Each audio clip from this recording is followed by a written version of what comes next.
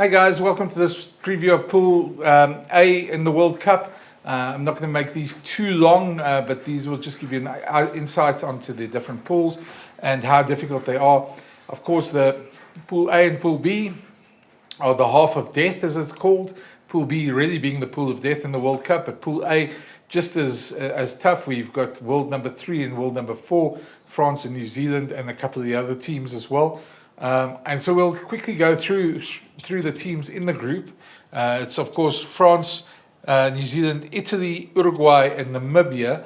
And the favourites to get out of that pool are obviously France and New Zealand. They open the World Cup on Friday night. It's a huge game for them as well. So yeah, just having a look at those teams as well. And I think I reckon one of the things in that group as well, it doesn't really matter who wins Friday night's game. Obviously, it sets the tone for the World Cup. It gives you bragging rights and gives you confidence and momentum. And I think in the All Blacks case, confidence and momentum is probably a huge thing for them at the moment, especially after the Springboks mauled them there at Twickenham. I know New Zealand supporters will say that's a warm-up game, but that's the last thing you really want to have is your biggest defeat in history going into a World Cup. So you can excuse it any way you like. The point is the scoreboard reads the same at the end of the day. And if I was South Africa or New Zealand, I'd obviously be a lot happier as South Africa, after that game going into World Cup than I would if I was New Zealand. There's a bit of angst amongst New Zealand supporters after that game. Understandable. We'd all be like that if it was our team that was hit like that the last game before the World Cup, especially after the great rugby championship they had. And they really seemed to be building, and it was almost like a shock to the system that they sort of fell apart like that as well. So there's some definite questions about New Zealand. France, of course, the favourites for the tournament as well. But they've also had a bit of adversity.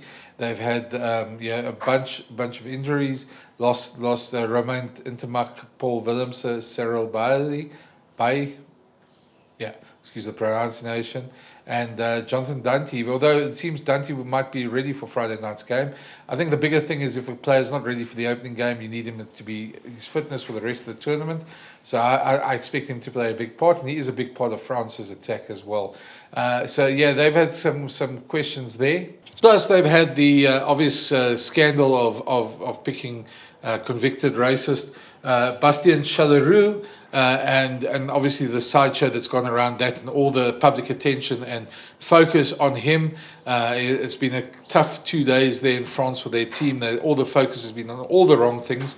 In selecting him, he will obviously replace Paul Willemse.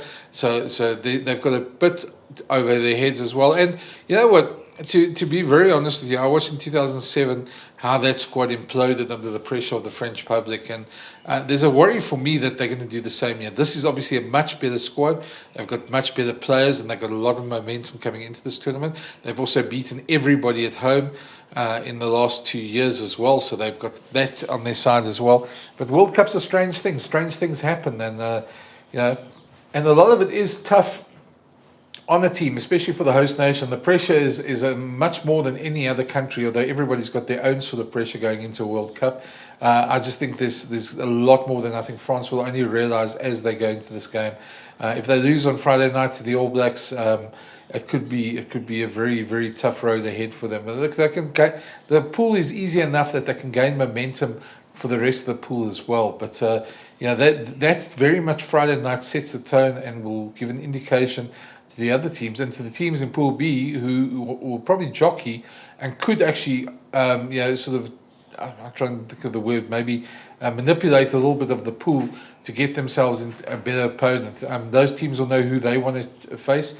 I'm not sure which France and New Zealand will want to face in the quarters. But maybe you can let me know in the comments below who you think your team, your country, if it was New Zealand or France or South Africa or Ireland, who do you want them to face in the quarters if they got that far? And Scotland, sorry, don't forget Scotland as well. I think they might play a lot bigger part in this pool than we believe. So if you look at that, Friday night's game, the biggest one, but past that game, we've got to look a bit further. The other teams in the group, I don't think they're really going to trouble the two big teams. Italy may have a bit of a chance of sort of surprising a bit. I don't see them upsetting either team. But they certainly will be a handful in the tournament. and with Angie Capuccio, who's also back in action and back fit as well. They've got really rising stars in Italy, but not at the level that I think they'll challenge either the All Blacks and France. The All Blacks, of course, one thing you have to mention is that there might be a backlash. The public's expecting a backlash. They've been called the worst team in All Black team in World Cup history. It's going to be interesting to see how they react to that one. So it definitely makes that first clash very interesting, and I think that both France and the All Blacks will go through the rest of the tournament pretty well. Uruguay, of course, they were the surprises of 2019 when they beat Fiji. They were really great competitors, and I think they're going to be difficult to beat as well for the smaller teams. You got when I say the smaller teams, I think they'll give Italy a go. I think Italy is too strong for them, but I think on form they're probably the fourth best team there. Namibia, of course, have got the Alistair Coetzee, the former Springbok coach, with them. They've got Matthew Proudfoot, who was the World Cup winning forwards coach for the Springboks. Pine Pino, who coached the Bulls, and they've got a bunch of players, including Damian Stevens, who was at the Sharks, Torsten van Jaarsveld, who's at Cheetahs, and Tiaan Swanepoel, and Devon Rousseau, who was at the Lions, both of them. So they've got some players there. Whether they've got a good enough squad to beat the Uruguay, it's going to be a very close game. They've never won at the World Cup, so Namibia will really want to impress at that World Cup as well. So it'll be interesting to see how they do as well. I'm obviously hoping that Namibia get a win to break that duck, and for Alistair and Matt and Pine and all the rest of those guys, they get a victory because I think they deserve one. They've been really the best side outside South Africa at the World Cup for a number of years now.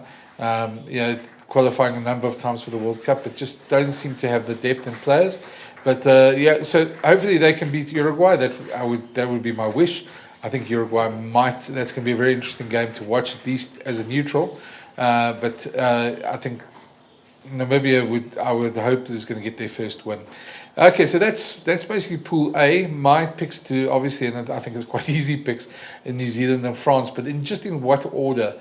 I've got a funny feeling that we might see New Zealand come back. I might be wrong, of course. I think New Zealand will top the pool, and I think there's going to be a bit of a backlash there.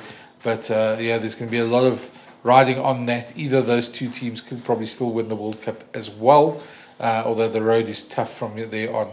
But tell me who you think is going to win that pool. I'd be very interested to know. Thanks. Cheers.